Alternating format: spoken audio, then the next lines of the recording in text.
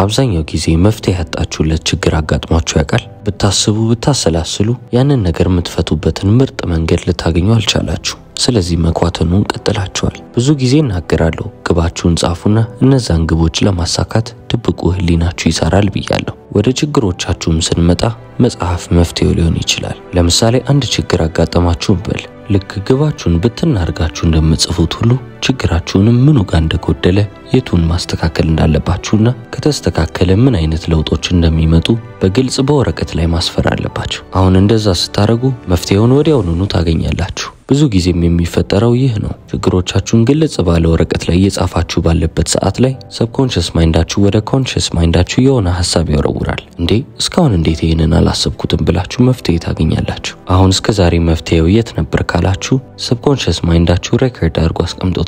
ስለዚህ እናንተ ስራ የሚሆነው ከሰብኮንሺየስ ማይንዳችሁ ያንን ነገር ጎትታችሁ ለማውጣት መጽሐፍ ነው። ዋናው ቁልፉ ነገር እዛ ጋር ነው ማለት ነው። ሌላው ብዙ ሰዎች የሚያጋጥማቸው ነገር ደግሞ ለግባቸው ያላቸውን ሁሉንም ትኩረት ይሰጡና ንቅንቅ የሚል ወይም ደግሞ የሚለወጥ ነገር አያዩ። አሁን በዛ ሰዓት ማድረግ ያለባችሁ ምን መሰላችሁ? በብዙ ሳይንስ ትምህርት ቤቶች ውስጥም ይህንን መንገድ ያስተምሯቸዋል። ብዙ ጊዜም በጣም ውጤታማ የሚያረጋቸው መንገድ ይህ ነው። ግባችሁ ላይ ወይም ደግሞ ማሳካት የምትፈልጉት ነገር ላይ 100% ሙሉ ትኩረታችሁን ተሰጡና ከዛ ሐሳብ ደግሞ እረፍት ትወጣላችሁ ማለት ነው። ምንም ነገር ስለ ግባችሁ አታስቡም። አእምሯችሁ ለመዝናናት ይወጣል። ምንም ነገር ስለ ግባችሁ ማሰብ የለባችሁ። ሐሳቡን ሙሉ ለሙሉ እንደመርሳት ማለት ነው፣ ምንም እንዳልተፈጠረ። ልክ እንደዛ ስታረጉ የሆነ ሰዓት ላይ ሐሳብ መምጣቱ አይቀርም፣ ድንገተኛ ሐሳብ። ስለዚህ ያስጨነቃችሁና በጣም ያሳሰባችሁ ነገር ካለ ለቀቅ አርጉትና እስቲ ሽርሽር ውጡ ወይ ተኙ ወይ ደግሞ ከልጆቻችሁ ጋር ጊዜያችሁን አሳልፉ። በዛ ሰዓት አእምሯችሁ ውስጥ ያሉት መረጃዎች እንዳለ እርስ በርስ መጋጨት ይችላሉ። እነሱ በደንብ እየተጋጩ እያለ በመሃላቸው የሚፈጠረው እሳት ትልቁ አይዲያ ወይም ደግሞ ሐሳብ ነው። ያ ትልቁ እሳት ሲፈጠር አእምሯችሁ ወይም ደግሞ ኮንሺየስ ማይንዳችሁ ልብ ይላል። ስለዚህም አዲስ ሐሳብ መጣላችሁ ማለት ነው። አሜሪካዊ ታዋቂ ኢንቨንተር ቶማስ ኤዲሰን ይህንን መንገድ ብዙ ጊዜ ይጠቀመው ነበር።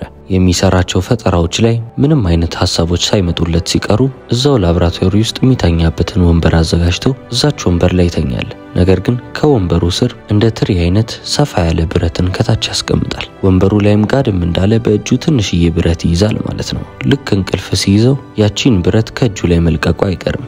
ያቺ ብረት ደግሞ ስትወድቅ የት ነው የምትወድቀው? ከታች ወደ አስቀመጠው ትሪ መሳይ ብረት ላይ። ሁለቱ ብረቶች ሲጋጩ የሚያወጣው ድምጽ ቶማስ ኤዲሰንን ከእንቅልፉ ይቀሰቅሰዋል። ቶማስ ኤዲሰንም ከዛ እንቅልፉ ይነሳና ኢንቨንሽኑን ይቀጥላል ወይም ፈጠራውን ይቀጥላል ማለት ነው። ግን ከተነሳ በኋላ ሐሳብ ይዞ ነው የሚነሳው። እንዴት ካላችሁ ደግሞ ሰብኮንሺየስ ማይንዱን እንዲሰራለት እያስገደደው ስለሆነ። ልብ በሉ፣ ሰብኮንሺየስ ማይንዳችን እኛ ስንተኛ ይሰራል። ማለትም ከመተኛታችን በፊት ያየነው፣ የሰማነው ወይም ደግሞ እያሰብን የነበርነው ነገር ሰብኮንሺየስ ማይንዳችን እያብሰለሰለ ይቀጥላል ማለት ነው። በመጨረሻ ቶማስ ኤዲሰን እያሰበ የነበረው ነገር ደግሞ አዲስ የፈጠራ ሐሳብ ነበር። ስለዚህ ያንን ሐሳብ ከኮንሺየስ ማይንዱ ማግኘት ሲከብደው ለትንሽ ደቂቃ ጋደም ይልና ሰብኮንሺየስ ማይንዱ ለኮንሺየስ ማይንዱ የሆነ አይዲያ እንዲለቅለት ቦታ ይከፍትለታል። የዛኔ ምን አይነት ስቴት ውስጥ ነው? ቴታ የሚባል የአይምሮ ስቴት ውስጥ ማለት ነው። ስለዚህ ወዲያው እንቅልፍ እንደወሰደውና ያቺን ብረት ከእጁ ላይ እንደጣላት በብረቱ ጩኸት የተነሳ መነሳቱ አይቀርም። ልክ ሲነሳ በሰብኮንሺየስ ማይንዱ ወይም ደግሞ ቴታ ስቴት ላይ ያለ ያሰበው ነገር መጥቶ ይተገብራል። ስለዚህ ቶማስ ኤዲሰን ምን እያደረገ ነበር? ከሰብኮንሺየስ ማይንዱ አይዲያዎችን ቆፍሮ እያወጣ ነበር። አሁን ሰብኮንሺየስ ማይንዳችሁ ለእናንተ የሚሰራ ከሆነ ለእናንተ ስኬት የሚጠቅማችሁን ብዙ አይነት ተሞክሮች ያመጣላችኋል። እነዛም ተሞክሮች እናንተ እንደምትፈልጉት ላይሆኑላችሁ ይችላሉ። አብዛኛውን ጊዜ የውድቀት ተሞክሮች ናቸው። አብዛኛው ጊዜ ደግሞ እኛ ትምህርት የምንወስደው ከውድቀት ተሞክሮች እንጂ ከስኬት ተሞክሮች አይደለም። ስለዚህ ለእናንተም ትምህርት የሚሆናችሁ ነገር ይህ ነው። በአስቸጋሪ ጊዜያቶች ላይ ያለፋችሁ ከሆነ፣ ጊዜያዊ ውድቀትም እያጋጠማችሁ ከሆነ ትንሽዬ ወረቀት ላይ ከዚህ ችግር ምንድነው የተማርኩት ወይም ደግሞ የቀሰምኩት ነገር ብላችሁ እነዛን ነገሮች ዘርዝሩ። አሁን ውድቀቶቻችሁ ከብዙ አይነት ነገሮች ሊመጡ ይችላሉ።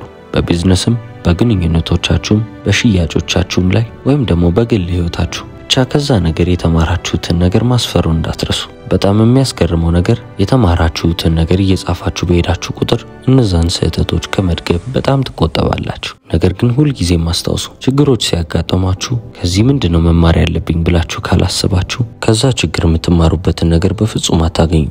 ሌላኛው ነገር ኢንቱዊሽናችሁን መከተል ነው። ኢንቱዊሽን ወይም ደግሞ ውስጣዊ ድምጽ በሚታወቅበት አባባል ደግሞ ደመነፍስ። ኢንቱዊሽናችሁን ሁሉ ጊዜ ማዳምጡ ምልበት ምክንያት ኢንቱዊሽናችሁ የሚመራው በሰብኮንሺየስ ማይንዳችሁ ስለሆነ ነው። አለ አይደለ የሆነ ውስጣችሁ የሚጮህ የሆነ ነገር አለ። መንገድ ላይ እየተራመዳችሁ ከሆነ ወደ ቀኝ ዞር የሚላችሁ ነገር ወይም ደግሞ ወደ ኋላ ዞረ ተመልከት። አለ አይደለ ሁሉ ጊዜም የሚያንሾካሾክ ድምጽ፣ ያንን ድምጽ ተከተሉ፣ ችላ አትበሉት። በእነዚህ ጊዜያቶች ላይ ብዙ ጊዜ ሰረንዲፒቲ ያጋጥማችኋል።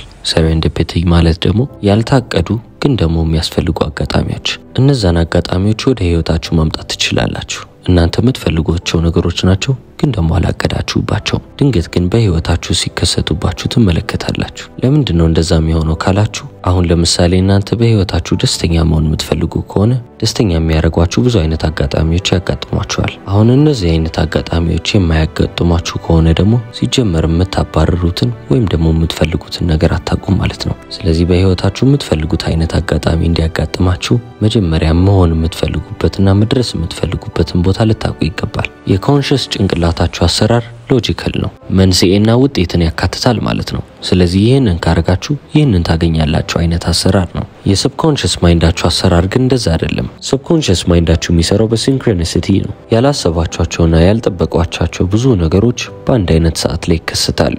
ፈጽሞ የተለያዩ ነገሮች በአንድ አይነት ሰዓት ላይ ይከሰታሉ።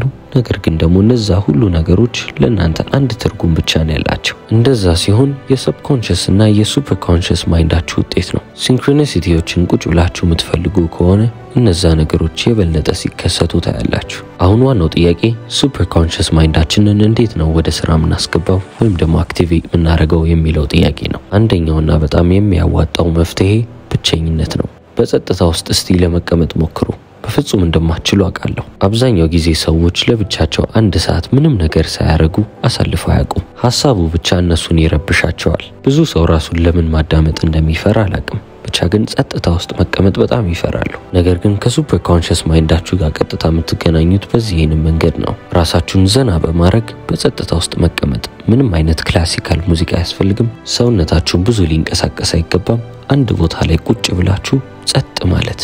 የመጀመሪያው 30 ደቂቃ በጣም ከባድ ነው የሚሆነው፣ እነግራችኋለሁ። ሰውነታችሁ መቀመጥ ይከብዳል፣ መቁነጥነጥ ታበዛላችሁ። ነገር ግን ከ30 ደቂቃ በኋላ አይምሯችሁ መቁነጥነጡን ያቆማል። ምክንያቱም ደግሞ ምንም አይነት አማራጭ ስለማትሰጡት በቃ ልቀመጥ ይልና አይምሯችሁ ያሳርፋችኋል። በዛ ሰዓት ቡና አያስፈልግም፣ ምንም አይነት ሲጋራ አያስፈልግም፣ ምንም አይነት ሬዲዮ ወይም ሙዚቃ አያስፈልግም።